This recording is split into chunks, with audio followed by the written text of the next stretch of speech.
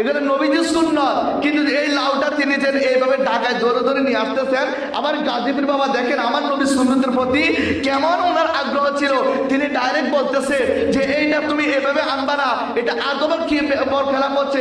তুমি এই লাউটা তুমি কাঁধে করে তোমার বাচ্চাকে যেভাবে তুমি কোলে নিয়ে নিয়ে আদর করে মহব্বত করে তুমি নিয়ে যাও, এই লাউটা আমার নবীর সুন্নত। এই লাউটাকে তুমি কখনো অবহেলা করে আনতে পারো না।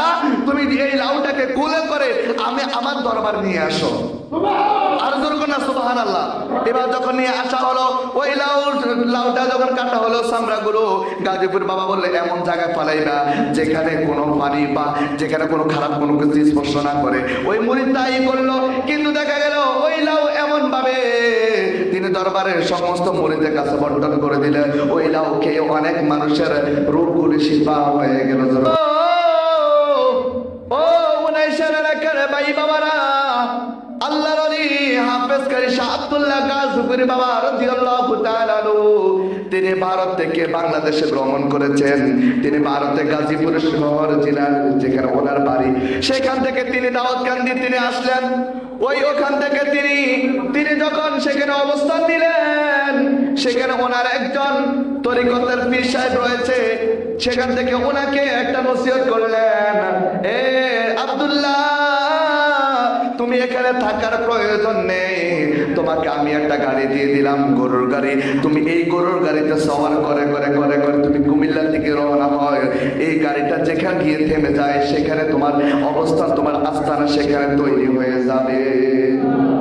কে হুকুম করেছে? ওনার তরিকতের একজন পিসা, যে তুমি এই গরু গাড়ি দিয়ে যাও।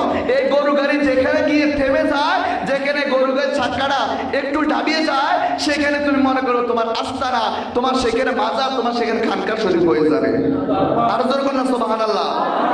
আমার গাজীপুরি বাবা যখন ওই গরুর গাড়িতে চড়ে যখন তিনি কুমিল্লা শহর দিয়ে যখন দারোগা বাড়িতে আসলে, সেখানে আসার পরে ওই যে পীর মুর্শিদ বলেছিলেন যে তোমার গাড়ির চাক্কাটা যেখানে ঢেবে যাবে সেখানে তোমার আস্থান হয়ে যাবে। সেখানে যাওয়ার পর সেখানে ওই গরুর গাড়ির সেই চাক্কাটা সেখানে ডাবিত হয়ে গেল।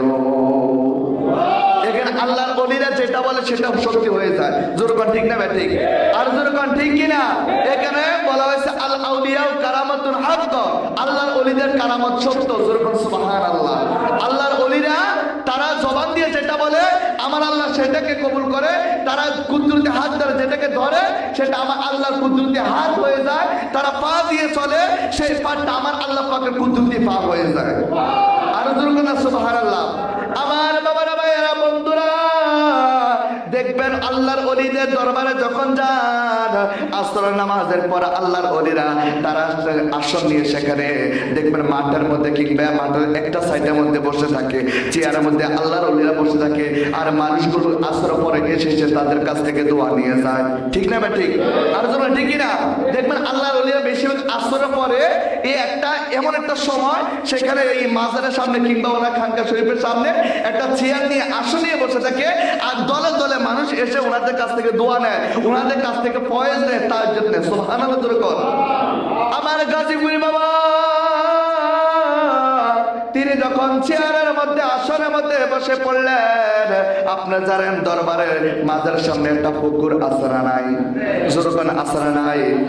আমার গাজীপুরি বাবা দেখতে পেলেন ওই পাশ দিয়ে ওনার একজন ভক্ত, ওনার একজন মুরিদ একটা লাউ নিয়ে আসতেছেন। মারহাবা জোরকান। পীর মুর্শিদের জন্য কি আনে? লাউ হাদিয়া। জোরকান কি আনে? আমরা গরু নেই, মহিষ নেই, নেকি নেই না। আল্লাহ ওলির দরবার, আমাদের পীর মুর্শিদের দরবারে হাদিয়া নিয়ে যায়। এগুলা খেয়ে অন্যান্য মুরিদরা কি করবে?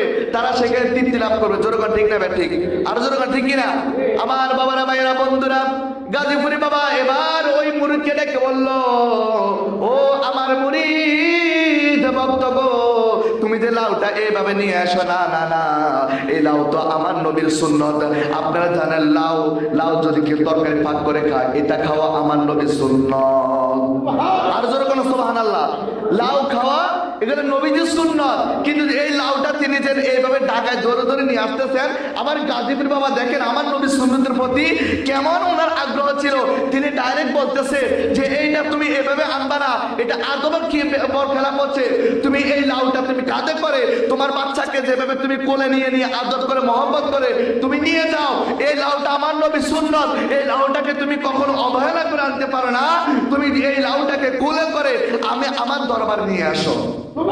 আর যখন না সুবহানাল্লাহ। এবার যখন নিয়ে আসা হলো ওই লাউটা যখন কাটা হলো চামড়াগুলো, গাজীপুর বাবা বললে এমন জায়গায় ফালাইবা যেখানে কোনো পানি বা যেখানে কোনো খারাপ কোনো কিছু স্পর্শ না করে। ওই মুরিদ তাই করলো। কিন্তু দেখা গেল ওই লাউ এমন ভাবে তিনি দরবারের সমস্ত মুরিদের কাছে বন্টন করে দিলেন। ওই লাউ খেয়ে অনেক মানুষের রোগগুলি শিফা হয়ে গেল। যেরকম সুবহানাল্লাহ। তাহলে এই যে আমরা গাজীপুর বাবা থেকে একটা শিখছি, যদিও তিনি নেই, উনি সুন্নতের প্রতি কত উনার আগ্রহ ছিল। এই লাউ খাওয়া নবীজির সুন্নত, সেই সুন্নতকে অবহেলা করো, এটা আমার গাজীপুর বাবা সহ্য করে। এই লাউটা তিনি মহব্বত করে আনার জন্য বলেছেন। তাই আমরা নবীর সুন্নতকে মানতে রাজি আছি না নাই? জোরে রাজি আছি না নাই? আল্লাহ পাক আল্লাহর ওলির উসিলা দিয়ে যারা আমাদেরকে কবুল করে এবং আমরা যেন আল্লাহর ওলি আমজাদ শাহ ফজলুর রহমাতুল্লাহ আলাইহির খাতিরে আল্লাহ পাক দুজনে আমাদেরকে কামিয়াবি দান করে। সবাই বলেন আমিন। সকল কাছে দোয়া আছে। এখানে বিদায় নিচ্ছি। আমার অসমস্ত আলোচনা এখানে বিদায় নিচ্ছি। আসসালামু আলাইকুম ওয়া রাহমাতুল্লাহি ওয়া বারাকাতুহু।